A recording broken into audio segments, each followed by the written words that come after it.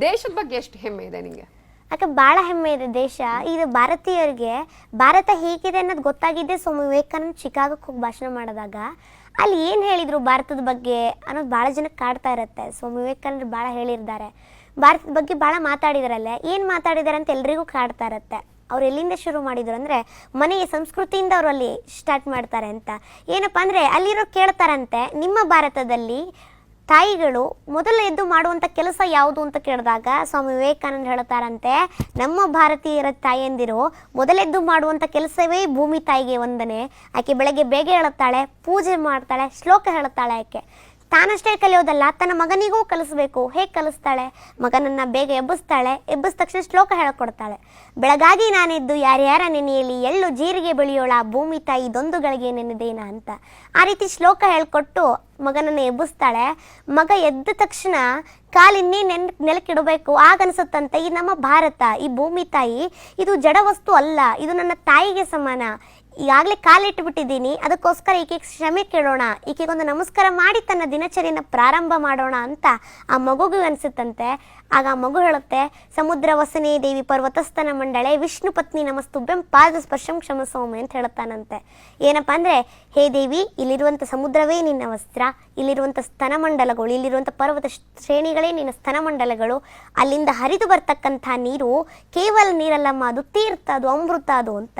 ನೋಡಿ, ಈಗ ಭಾರತ ಅಂತ ತಗೊಂಡಾಗ ಎಷ್ಟು ನದಿಗಳು ನಮ್ಮ ಭಾರತದಲ್ಲಿ ಹರಿತಾವೆ ಅಂತ ಅನ್ನೋದ್ರಾದರೆ ಗಂಗಾ, ಯಮುನಾ, ಸಿಂಧು, ಸರಸ್ವತಿ, ನರ್ಮದೆ, ತಪತಿ, ತಾಮ್ರಪರ್ಣಿ, ಗಂಡಕಿ, ಗೋಸಿ, ಕಾಳಿ, ಭಾಗಮತಿ, ಮೇಘನಾ, ವಿಷ್ಣು, ಚಂದ್ರ, ಝೀಲಂ, ಸಟ್ಲೇಸ್, ಬಿಯಾಸ್, ಕೃಷ್ಣ, ಗೋದಾ, ತುಂಗ, ಭದ್ರಾ, ನಂದಿನಿ, ನಳನಿ, ಮಾಲತಿ, ಮಲಪಹಾರಿ, ನೇತ್ರ, ಸೀತಾ, ಪರಾಹಿ, ಅಗನಾಶಿನಿ, ಘಟಪ್ರಭಾ, ಮಲಪ್ರಭಾ, ಕೊಯ್ಗ್ನ, ಅಸಿಗ್ನ, ಮಾಂಡವಿ, ಕಾವೇರಿ, ಬ್ರಹ್ಮಪುತ್ರ, ಇವೆಲ್ಲ ನೀರು ನಮ್ಮ ಭಾರತದಲ್ಲಿ ಹರಿತಾ ಇದೆ. ಅಂದರೆ ನಮ್ಮ ಭಾರತಕ್ಕಿರುವಂಥ ವೈಶಿಷ್ಟ್ಯ ಜಗತ್ತಿನಲ್ಲಿರೋ ಯಾವ ದೇಶಕ್ಕೂ ಇಲ್ಲ ಅಂತ ಹೇಳ್ಕೊಡ್ತಾರಂತೆ ಸ್ವಾಮಿ ವಿವೇಕಾನಂದರು.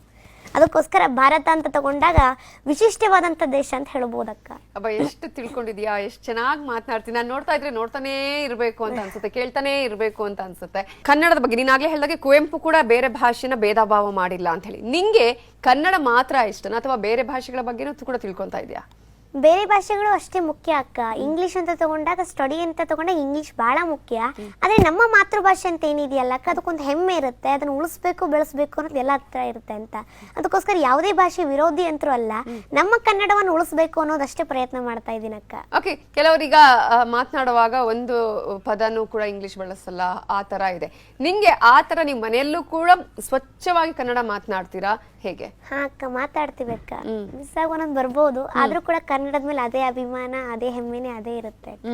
ನೀನೊಂದು ವಿಡಿಯೋದಲ್ಲಿ ಹೇಳ್ತೀಯಲ್ಲ, ಅಂದ್ರೆ ಇಂಗ್ಲಿಷ್ ಪದಗಳು ಅಂದ್ರೆ ಕನ್ನಡದ ಪದಗಳು ಇಂಗ್ಲಿಷ್ ಪದ ಆಗಿ ಹೇಗೆ ಈಗ ಚೇಂಜ್ ಆಗಿದೆ, ಫಾದರ್ ಆಗಿರ್ಬೋದು, ಮದರ್ ಆಗಿರ್ಬೋದು, ಬ್ರದರ್ ಆಗಿರ್ಬೋದು, ಅದ್ರ ಬಗ್ಗೆ ಹೇಳ್ತಾ ಹೋಗೋದು. ಹಾ ಅಕ್ಕ, ಈ ಇಂಗ್ಲಿಷ್ ಇದು ಸಂಸ್ಕೃತ ಭಾಷೆಯಿಂದಲೇ, ಕನ್ನಡ ಭಾಷೆಯಿಂದಲೇ ಅಂತ ಹೇಳ್ಬೋದು. ಸಂಸ್ಕೃತ ನೆಲದಿಂದ ಹುಟ್ಟಿರೋರು ಹೆಮ್ಮೆ ಪಡಬೇಕು ಸಂಸ್ಕೃತ ಭಾಷೆಗೆ. ನೋಡಿ ಯಾಕಪ್ಪ ಅಂತಂದಾಗ, ನಾವು ಇಂಗ್ಲೀಷ್ನಲ್ಲಿ ಆದರೂ ನಮ್ಮ ಸಂಸ್ಕೃತ ಅಂತ ತಗೊಂಡಾಗ ಅಣ್ಣನಿಗೆ ಏನಂತ ಕರಿತೀವಿ? ಭ್ರಾತೃ ಅಂತ ಕರಿತೀವಿ. ಅದೇ ಇಂಗ್ಲೀಷ್ನಲ್ಲಿ ಬ್ರದರ್ ಅಂತ ಆಗುತ್ತೆ. ಅದೇ ನಾವು ತಂದೆಗೆ ಪಿತೃ ಅಂತ ಕರೆದಾಗ ಇಂಗ್ಲೀಷ್ನಲ್ಲಿ ಫಾದರ್ ಅಂತ ಆಗುತ್ತೆ. ತಾಯಿಗೆ ಮಾತೃ ಅಂತ ಕರೆದಾಗ ಇಂಗ್ಲೀಷ್ನಲ್ಲಿ ಮದರ್ ಅಂತ ಆಗುತ್ತೆ ಅಂತ. ಬರೀ ಸಂಬಂಧಗಳಷ್ಟೇ ಅಲ್ಲ, ವಾರಗಳಂತಾನು ತಗೊಂಡಾಗ್ಲೂ ಕೂಡ ನೋಡಿ, ನಮ್ಮ ಪೂರ್ವಿಕರು, ನಮ್ಮ ಹಳೆಯ ಸಂಸ್ಕೃತದ ಪೂರ್ವಿಕರು ಏನಂತ ನಂಬಿದ್ರು ಅಂದರೆ, ಇಡೀ ಜಗತ್ತಿಗೆ ಬೆಳಕು ಕೊಡೋನು ಸೂರ್ಯ, ಅದಕ್ಕೋಸ್ಕರ ಮೊದಲ ದಿನವನ್ನು ಸೂರ್ಯನಿಗೋಸ್ಕರ ಇಡೋಣ ಅಂತ ಹೇಳಿ ರವಿವಾರ, ರವಿ ಅಂದರೆ ಸೂರ್ಯ, ವಾರ ಅಂದರೆ ದಿನ, ರವಿವಾರ ಅಂತ ಇಟ್ಟರು. ಅದೇ ಇಂಗ್ಲೀಷ್ನವರು ಸನ್ ಡೇ ಅಂತ ಇಟ್ಟರು. ಸಂಡೇ ಅಂದರೆ ರವಿವಾರ ಅಂತ. ಎರಡನೇ ದಿನವನ್ನು ನಮ್ಮ ಪೂರ್ವಿಕರು ಸೂರ್ಯನನ್ನು ಬಿಟ್ಟರೆ ಇಡೀ ಜಗತ್ತಿಗೆ ಬೆಳಕು ಕೊಡೋನು ಚಂದ್ರ, ಅದಕ್ಕೋಸ್ಕರ ಎರಡನೇ ದಿನವನ್ನು ಚಂದ್ರನಿಗೋಸ್ಕರ ಇಡೋಣ ಅಂತ ಅವರು ಸೋಮವಾರ ಅಂತ ಕರೆದ್ರು. ಸೋಮ ಅಂದರೆ ಚಂದ್ರ ಅಲ್ವಾ, ಸೋಮವಾರ ಅಂತ ಕರೆದ್ರು. ಆದರೆ ಇಂಗ್ಲೀಷ್ನವರು ಮುಂಡೆ ಅಂತ ಕರೆದ್ರೆ ಸಂಸ್ಕೃತದವ್ರು ನೋಡಿ, ಕನ್ನಡದವ್ರು ನೋಡಿ ಕಾಪಿ ಹೊಡೆದಿದ್ವಿ ಅಂತ ಗೊತ್ತಾಗುತ್ತೆ. ಒಂದು ಸೊನ್ನೆ ತೆಗೀರಿ, ಮಂಡೆ ಅಂತ ಇಡ್ರಿ ಅಂತ ಮಂಡೆ ಅಂತ ಇಟ್ರು ಅಂತ. ಬರೀ ಇಷ್ಟೇ ಅಲ್ಲ, ತಿಂಗಳಂತ ತಗೊಂಡಾಗ್ಲೂ ನಾವು ಶತಂಬರ ಅಂತ ತಗೊಂಡ್ರೆ ಅವ್ರು ಸೆಪ್ಟೆಂಬರ್ ಅಂತ ಆಗುತ್ತೆ, ನಾವು ನವೆಂಬರ ಅಂತ ತಗೊಂಡ್ರೆ ಅವ್ರು ನವೆಂಬರ್ ಅಂತ ಆಗುತ್ತೆ, ನಾವು ದಶಂಬರ ಅಂತ ಕರೆದ್ರೆ ಅಲ್ಲಿ ಡಿಸೆಂಬರ್ ಅಂತ ಆಗುತ್ತೆ ಅಂತ. ಅಂದ್ರೆ ಈ ಇಂಗ್ಲಿಷ್ ಇದ್ದು ಸಂಸ್ಕೃತ ಭಾಷೆಯಿಂದಲೇ ಅಂತ ಹೇಳ್ಬೋದಕ್ಕ. ಫೈನಲ್ ಆಗಿ ಏನ್ ಹೇಳೋದಕ್ಕೆ ಬಯಸ್ತೀಯಾ? ಇಡೀ ಒಂದು ನೀವೀಗ ವಿವೇಕಾನಂದರು ಇಷ್ಟ ಅಂತ ಹೇಳ್ತೀಯಾ, ಕನ್ನಡ ಸಾಹಿತ್ಯ ಇಷ್ಟ ಅಂತ ಹೇಳ್ತೀಯಾ, ಮತ್ತೊಂದು ಕಡೆ ಭಾರತ, ಕನ್ನಡ, ಇಡೀ ಒಟ್ಟಾರೆಯಾಗಿ ನೀನು ಮುಂದೆ ನಿನ್ ಡ್ರೀಮೇ ಒಂದು ರೀತಿ ಬೇರೆ ಇದೆ, ಮುಂದೆ ಚೇಂಜ್ ಆಗಬಹುದು ಅಂತ ಅನ್ಸುತ್ತಾ ನಿಂಗೆ? ಹೇಗೆ? ಇಲ್ಲ ಅಕ್ಕ ನನ್ ಒಂದೇ ಡ್ರೀಮ್ ಒಂದೇ ಗುರಿ ನಂದು IAS ಅಧಿಕಾರಿನೇ ಆಗ್ತೀನಿ ಅಕ್ಕ.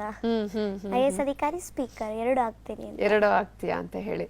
ಈಗ ಕೆಲವೊಂದು ಸಂದರ್ಭದಲ್ಲಿ ನಾವು ನೋಡ್ತೀವಿ ಅವ್ರು ಮಾತಾಡ್ತಾರೆ ಚೆನ್ನಾಗಿರ್ತಾರೆ, ಆಮೇಲೆ ಬೇರೆ ಬೇರೆ ರೀತಿಯ ಮಜಲುಗಳನ್ನು ಪಡ್ಕೊಳ್ಳುತ್ತೆ. ಸೊ ಆ ತರ ಆಗದೆ ಇರುವ ಹಾಗೆ ಅಪ್ಪ ಅಮ್ಮ ಎಲ್ಲ ಹಿಂಗೆ ಎಲ್ಲ ಹೇಳ್ಕೊಡ್ತಾರೆ. ಅಕ್ಕ ಆತರ ಆಗ್ಬಾರ್ದು. ನೀನು ಒಂದ್ ಅಕ್ಷರ ಕಲ್ಸ್ಕೊಟ್ರು ಅವ್ರ ಗುರುಗಳೇ ನೀನು. ಅವ್ರು ಯಾವತ್ತಿದ್ರು ತಲೆ ಬಾಗಲೇಬೇಕು ಅಂತ. ಅವ್ರ ಋಣವನ್ನ ಎಂದೋದಿಗೂ ನೀ ತೀರ್ಸಕ್ಕಾಗಲ್ಲ. ಅವ್ರಿಗೆ ಯಾವತ್ತೂ ನೀನ್ ಶಿರಸಾಷ್ಟಾಂಗ ನಮಸ್ಕಾರ ಮಾಡೇ ಇರ್ಬೇಕು ಅಂತ ಹೇಳ್ಕೊಡ್ತಾರಕ್ಕ ತಂದೆಯವರೆಲ್ಲ. ಅದನ್ನೇ ಮುಂದೆ ಪಾಲಿಸ್ಕೊಂಡು ಹೋಗ್ಬೇಕು ಅಂತ. ಓಕೆ, ಏನೆಲ್ಲ ಬದಲಾವಣೆ ಆಗತ್ತೆ ಅನ್ನೋದನ್ನ ನಾವು ನಿನ್ನ ನೋಡಿದೀವಿ. ಪಟಪಟನೆ ಮಾತಾಡ್ತೀಯಾ, ಸ್ವಚ್ಛವಾಗಿ ಮಾತಾಡ್ತೀಯಾ, ಕನ್ನಡದ ಬಗ್ಗೆ, ಹಾಗೇನೆ ನಮ್ಮ ಈ ಸಾರಸ್ವತ ಲೋಕದ ಬಗ್ಗೆ ತಿಳ್ಕೊಂಡಿದೀಯಾ. ಪ್ರಮುಖವಾಗಿ ವಿವೇಕಾನಂದರಾಗಿರ್ಬೋದು, ಭಾರತ, ಇವೆಲ್ಲದರ ಬಗ್ಗೆ ಇಷ್ಟು ಚೆನ್ನಾಗಿ ತಿಳ್ಕೊಂಡಿದೀಯಾ. ನಿನ್ನ ಕನಸಿದೆಯಲ್ಲ IAS ಆಗ್ಬೇಕು, ನಾನು ಅಧಿಕಾರಿ ಆಗ್ಬೇಕು, ಜೊತೆಗೆ ಒಂದು ಒಳ್ಳೆಯ ಸ್ಪೀಕರ್ ಆಗ್ಬೇಕು ಅಂತ ಹೇಳಿ, ಆ ಎಲ್ಲ ಕನಸುಗಳು ಈಡೇರ್ಲಿ ಅಂತ ಆಶಿಸ್ತಾ ಇದ್ವಿ. ಥ್ಯಾಂಕ್ ಯು ಸೋ ಮಚ್ ನಮ್ಮ ಈ ಕಾರ್ಯಕ್ರಮಕ್ಕೆ ಬಂದಿದ್ದಕ್ಕೆ. ಧನ್ಯವಾದಗಳು. ಹಾಗೆ ಮತ್ತೊಮ್ಮೆ ನಿನ್ಗೆ ಮಕ್ಕಳ ದಿನಾಚರಣೆಯ ಹಾರ್ದಿಕ ಶುಭಾಶಯಗಳು, ದೀಪಾವಳಿ ಹಬ್ಬದ ಶುಭಾಶಯಗಳು. ಧನ್ಯವಾದಗಳು ಅಕ್ಕ.